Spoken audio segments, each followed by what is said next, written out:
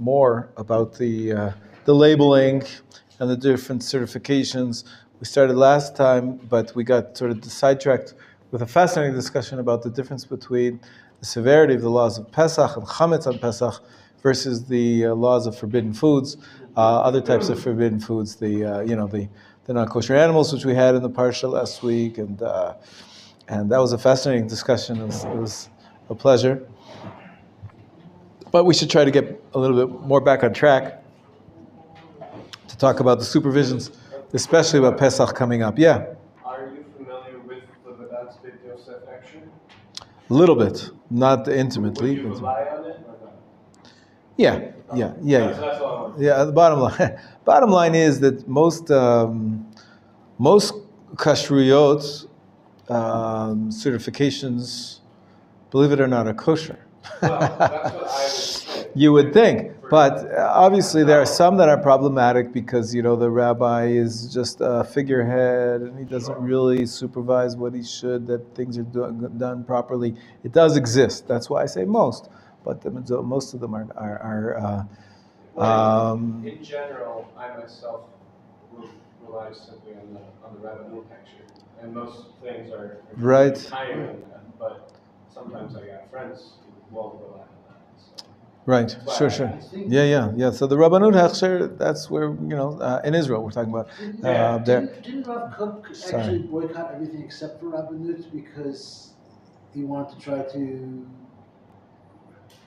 If something had if it had Rabbanut and Bedats, he wouldn't need it because it looked like it was putting down Rabbanut or something like that. I don't know. It's an interesting story, but it's kosher. I'm gonna eat it. Right. So of course there's right. There's many different levels of this chumros. You can always be stringent about one thing or another thing. Yeah. When we were talking about meat, we talked about the major difference between those Ashkenazi poskim who allow you to have meat which they checked the lungs if there was any question about them to make sure that, and the idea of that you can blow up the lungs to make sure that there's no hole, even if there was some kind of a bump or some kind of a lesion, and that's a practice which is not accepted in the Sephardic world, and so any of the meats, those extra hechsherim, there's room to say there's a difference in kind. Yeah. It's not just a question of how many times the mashgiach comes or how careful the supervision. There's actually a different there's different things that they're careful about, and it's a halachic difference. So barring that, the rest of the kashriyot, there are additional chumros that you can have. There's you can be more careful about there's other issues. But I want to talk a little bit more about Pesach, but I'll take a question first. Yes. What's our obligation, or is there an obligation via these guests? In other words, before a meal, I would often say, if people are coming over, I'd say, does anybody have any allergies? In my case, I mentioned they're not allergic to cats. Do we have any obligation to say, there's somebody Sephardic coming from dinner, I should or shouldn't serve this? Do we have any obligation in terms of that? It's a good question. I mean, obviously, they may or may not eat our food. My question is about our obligation to try to accommodate. That's right. I understand the question. When you are hosting, you have to be convinced that the food you're serving is kosher. Mm-hmm. And, of course, you're not allowed to feed anybody non-kosher food. But it's an extra level of hosting with very high sensitivity to be aware of your guests, to try to cater to them more and more. Some person is handicapped, so you try to provide a ramp so that they can get to your house. Somebody has. You don't need to, because if you have a Yemenite house, you can eat their grasshoppers. Get to that in a minute. So when it comes to if you know that someone is a vegetarian, so you'll be happy to point out to them that this dish and this is vegetarian, this dish is not vegetarian. Most times, though, you're not going to become vegetarian just because your guests are vegetarian, Right? You have your standards. This is what you eat, as long as it's kosher. And you can invite them to join you. If they don't want to eat, that's their problem. Becomes a little bit of it's a very, very high level of sensitivity to say that you have to cater to all your guests and to try to figure out what they're concerned about.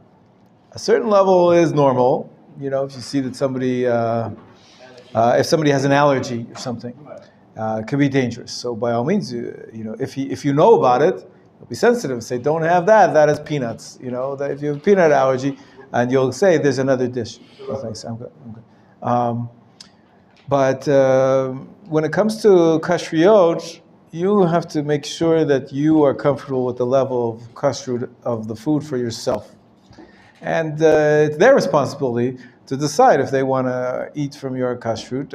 Maybe the best idea is that they should ask you, what kashrut do you serve? What do you, what are you careful about? And then they can make the decision. But that you should have an obligation to go and ask everybody what their peculiarities are, I think that's an extreme demand. I can't imagine anybody demanding that of a host. Different people hold different hechshers, so there's no obligation. Let's say if you know you're hosting a meal to ask everyone, what hechshers do you hold? What hechshers do you hold? That's what I just said. Okay. I don't think there's any obligation on the host to.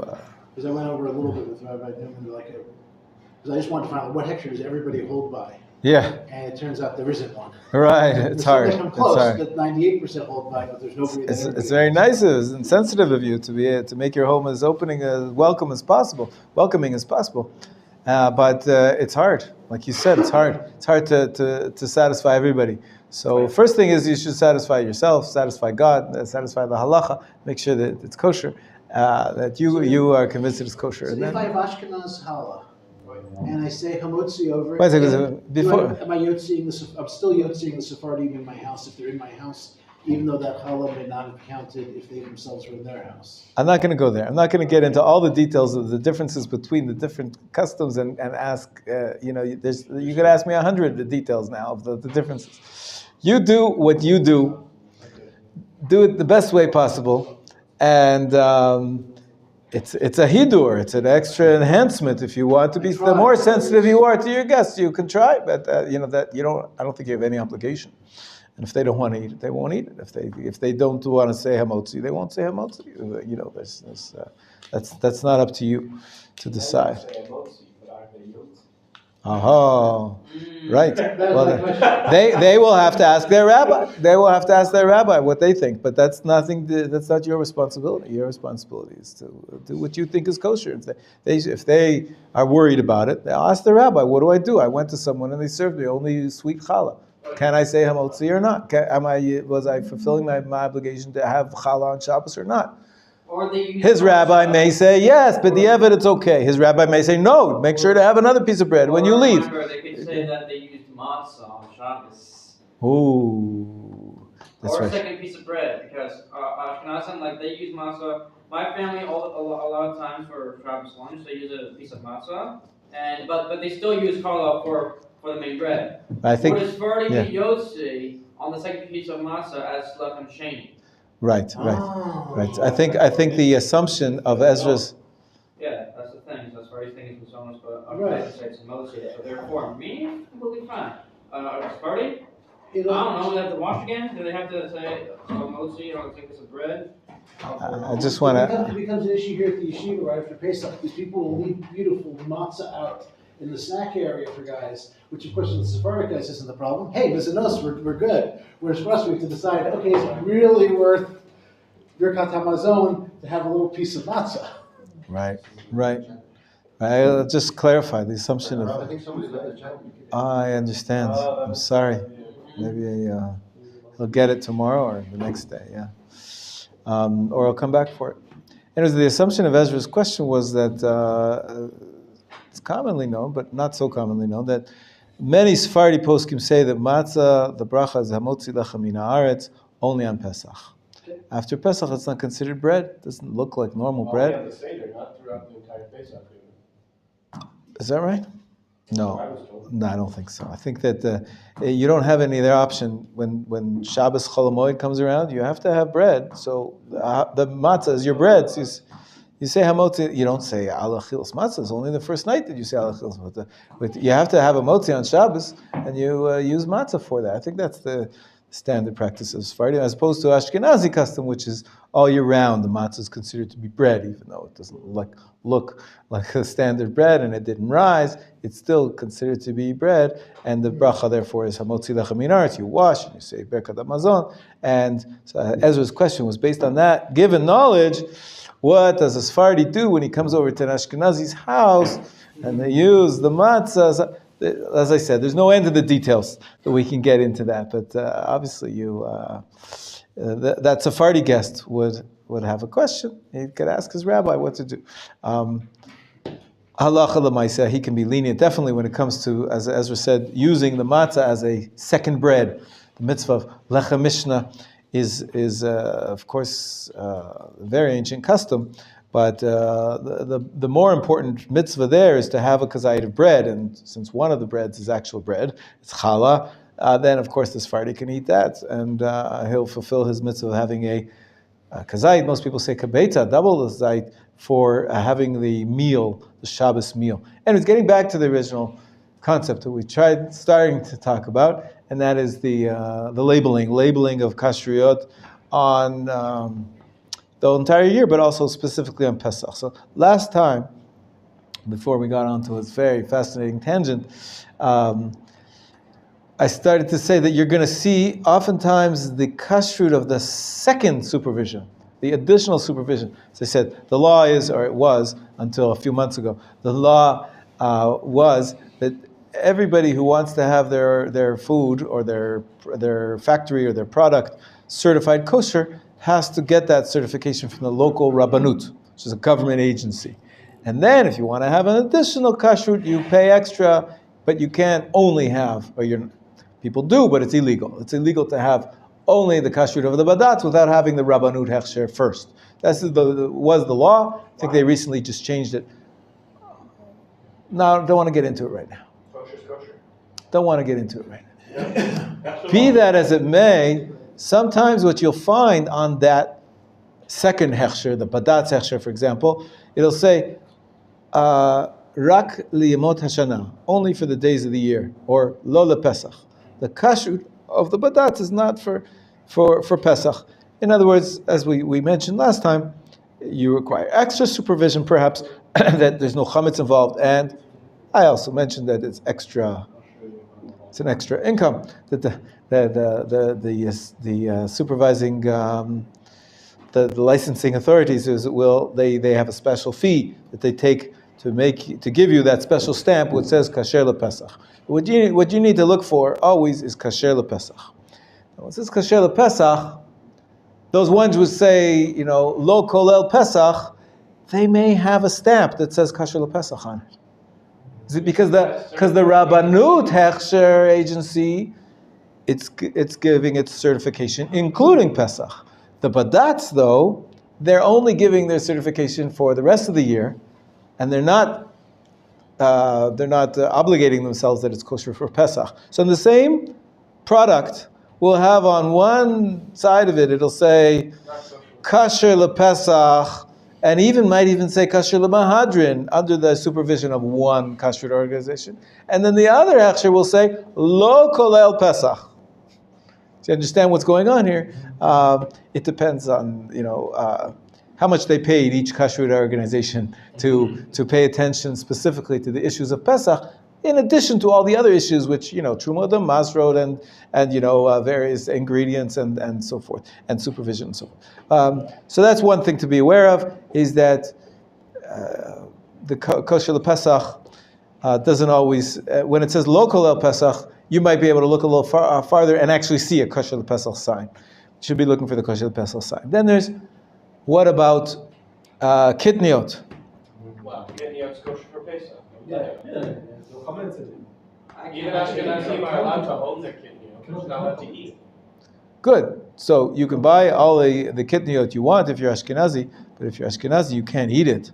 So European Ashkenazis, one could even argue that an Asian Ashkenazi, that the rule was made by the landmass and not by the tradition.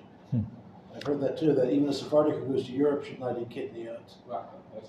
and an Ashkenaz who's no longer in Europe, held by the local custom.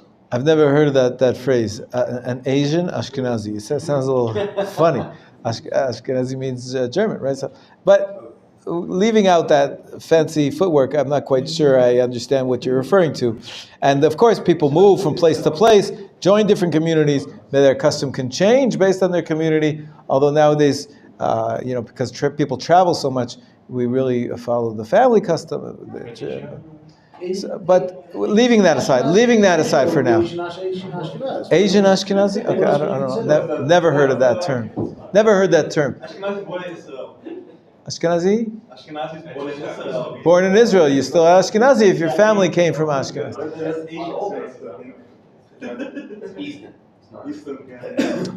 The ancient Ashkenazi custom, as we said, I think it's from the 14th, 15th century and on, was that the Ashkenazim do not partake of kitniot.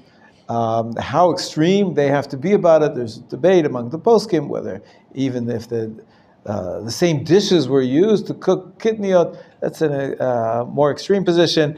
Others say as long as there's no actual piece of a legume that you can see, you can have even soup, which was made with kitniot, as long as you can't see the kitniot.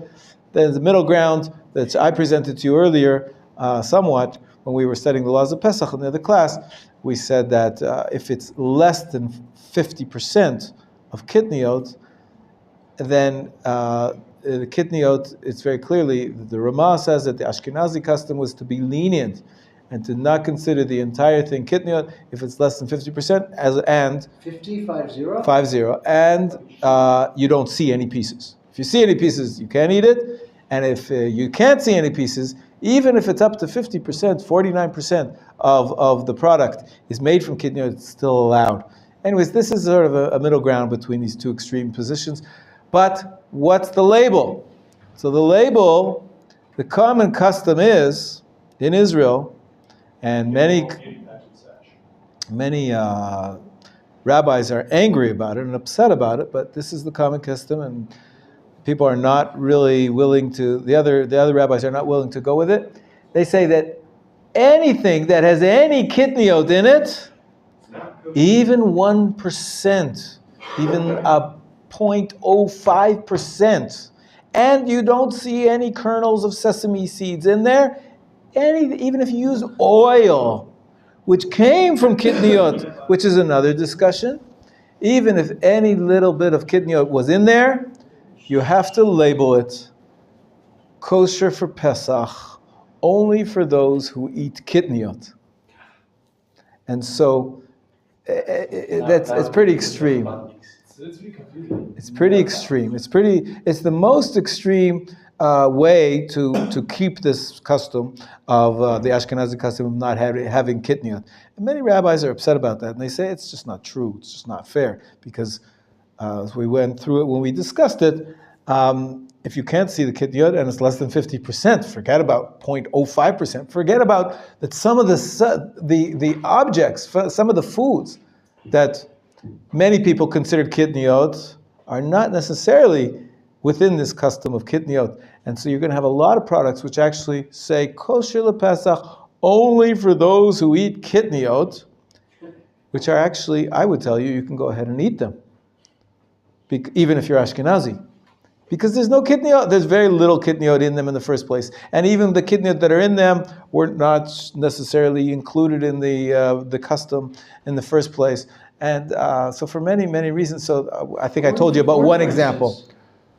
Corn, they didn't yet have corn. True, corn is an example, but that's not the best example, because that already became customary amongst Ashkenazim. They've only had corn in Europe for... I know, but Orthodox Jews for the 150 years have all considered that to be kitniot, as opposed to peanuts, for example, which is just in recent years it's becoming more and more considered to be a kitniot. Which is the beitin there, which is the Ashkenazic beitin.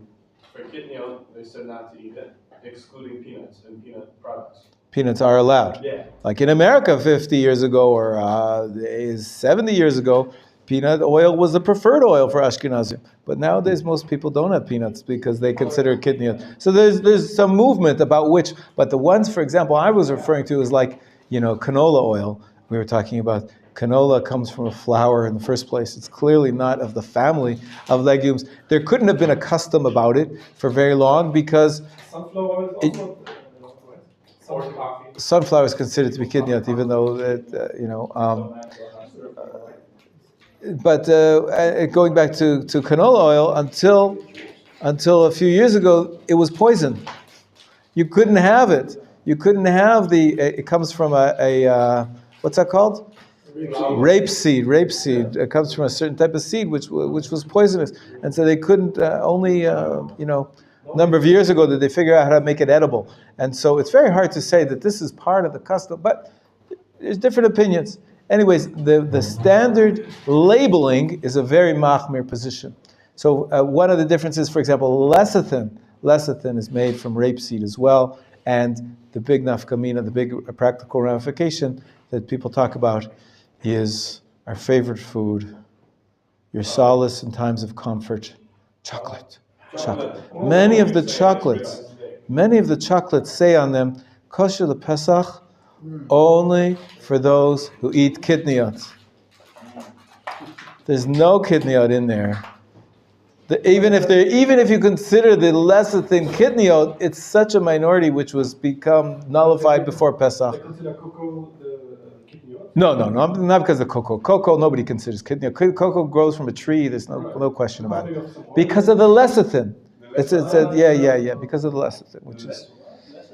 It's an additive. It's something which it's an emulsifier. It helps the water and the oil-based ingredients stick together, so you get the proper consistency of the paste, which is hard to do without an emulsifier. But it's also a non-stick agent. Okay, also non-stick. Yeah. If you're grilling a steak and you don't want to stick to your thing. Anyways. Olive oil. Oil of what? For many years.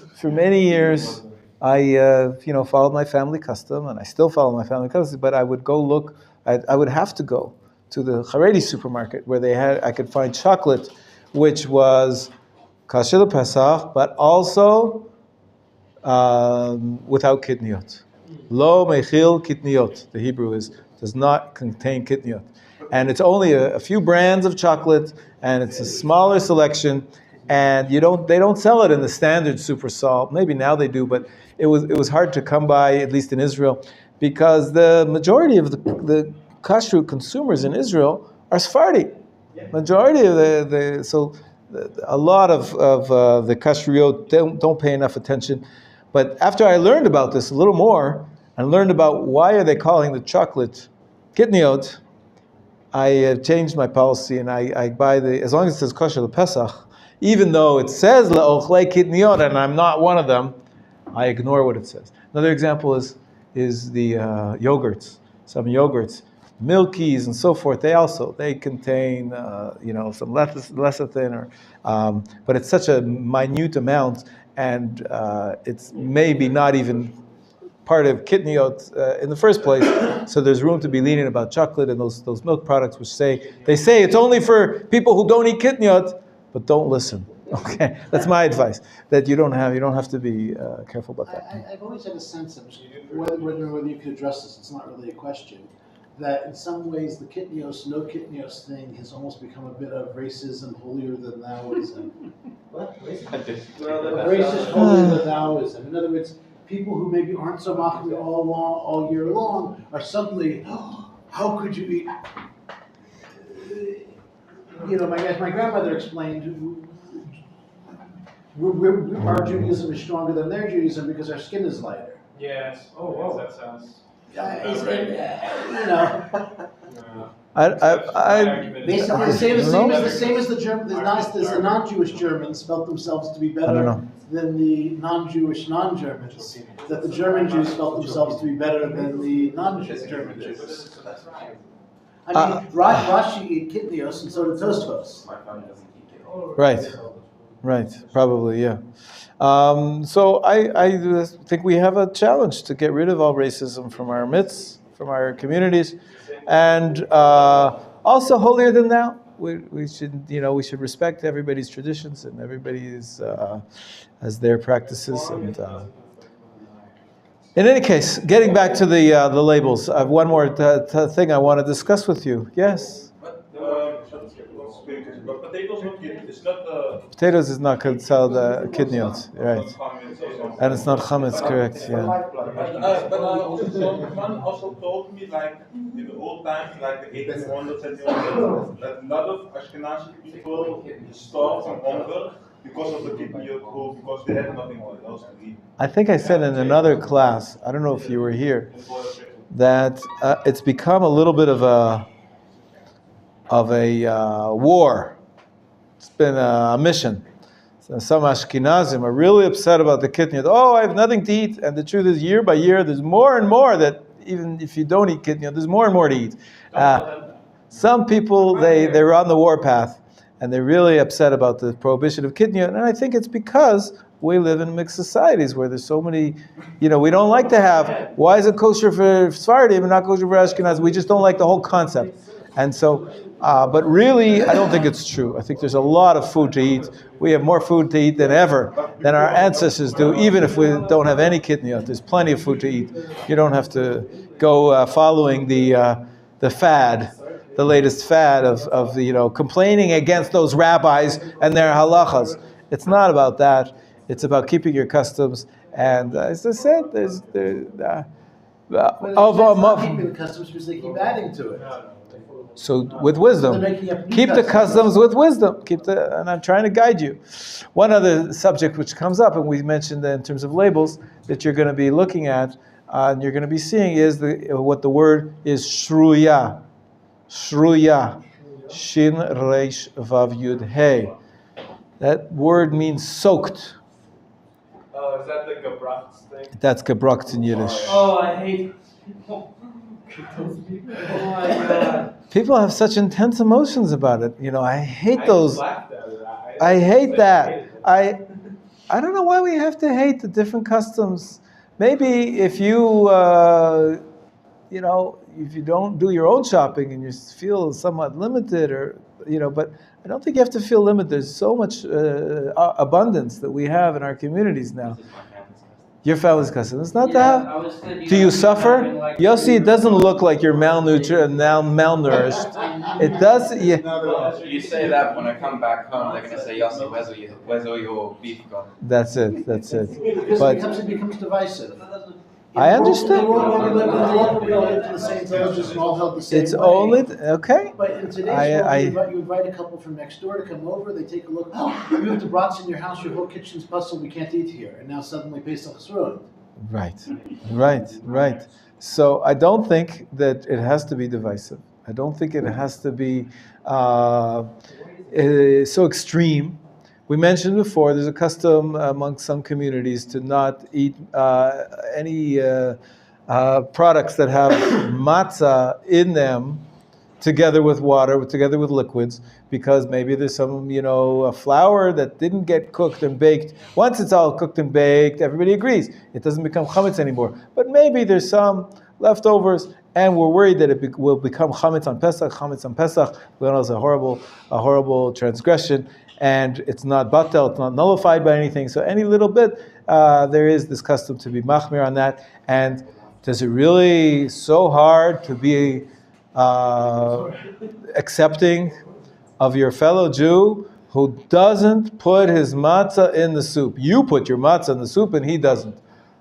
Is that so hard to accept? Is that so hard to accept? I've had somebody I did It's a that. shame. It's a They shame. carefully took my bowl and they put it away, not for use. I basically ruined their Pesach bowl for that year. Okay, say that's their choice to be machmir in certain things. It doesn't allow you to embarrass anybody. It doesn't allow you to make them feel like they're less than you or because they're not keeping this custom. I think there's room to accept that different customs. They're all coming from holy places. You're right, it's a danger to become holier than thou. It's a danger to offend others and to not accept them. But I don't think it has to go to that extreme. You accept that they for example, for 7 days, someone doesn't want to eat in your house. Doesn't mean they think you're a goy. Doesn't mean they think you're not a good Jew. Which means that we have different customs. Our customs are not to have anything any matzah which comes near water. We're very careful about that custom. So don't think it has to be such a You don't do divisive. You don't do the broth. Our family custom is a strange one. I mentioned it at the other class that we don't eat gebrux for the first day. For the first day. The other, It's more common. it's more common than you would expect. It doesn't make that much sense, but it is their custom. But the rest of we have to wait with the matzah and butter, or the matzah. There's even something called wet matzah, which you wrap it up in a towel and let it sit for 10 minutes. It makes the matzah soft, and it's actually makes it gives it a little bit of a different taste. We wait 24 hours since Pesach started. Is that so hard to wait? Keeping our family custom not to have gebrux for the first day. We'll have the matzah balls in the soup only from the second night of Pesach, not the first night of Pesach. It's not the hardest thing in the world, and it doesn't have to be divisive. I don't think so. If you don't have matzah balls at all, well, it's your loss. But What about you be careful though. There are some matzah balls. Sometimes they sell them in a. People don't make them their own. They buy a ready-made packet. A mix. Some of those are not kosher for Pesach, believe it or not. very not kosher for Pesach? There are some matzot which are not kosher for Pesach. Well, because they, there's a reason for that. Okay, another question somebody had. They include. So be careful. It says kosher Pesach on it. Yeah, baking powder. That's Right. the Yeah. pre-made ones. Right. The baking powder is not good for is not. One other thing, no, it's not good. It's not good, yeah. One other thing is when we talked about the mitzvah of eating matzah. The halacha says that for the mitzvah of eating matzah, which is positive commandment, only on the first night, the night of the Seder, first kazait, and the rest of the custom is for that first Seder night, you should have extra special matzah. Extra special matzah. What's that called? Shmura matzah. Shmura matzah. Shmura means, it's a Hebrew word which means guarded. Guarded. From shomer. That's right, from the word shomer. Guarded. What does that mean? There was they hired a policeman to stand outside the bakery to make sure that it's guarded. No. What does it mean, guarded? What are they guarding? Sorry? Next to the matzah. Right next to the matzah, right there. I have lock and key. No, what does it mean, guarded? What have they been guarding? Someone to watch the whole process from when it comes from the field. So when it's cut. Is that no? When it comes from the field? No, So there's a few levels. First and then So guarded, of course, guarded that it doesn't come in contact with water. And if it comes in contact with, when the grain comes in contact with water, and if it's unguarded, it may be more longer than 18 minutes. It can turn into chametz. And so you have to guard it. So there's a few levels. No, feel also means what you think. I understood what you think. There's a few levels of guarding.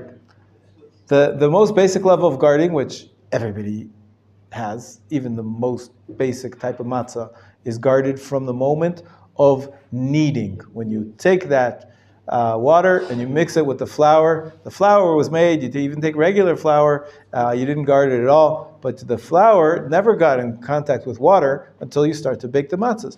At that moment, when you make sure that it doesn't sit for more than 18 minutes, and so that's the most basic level.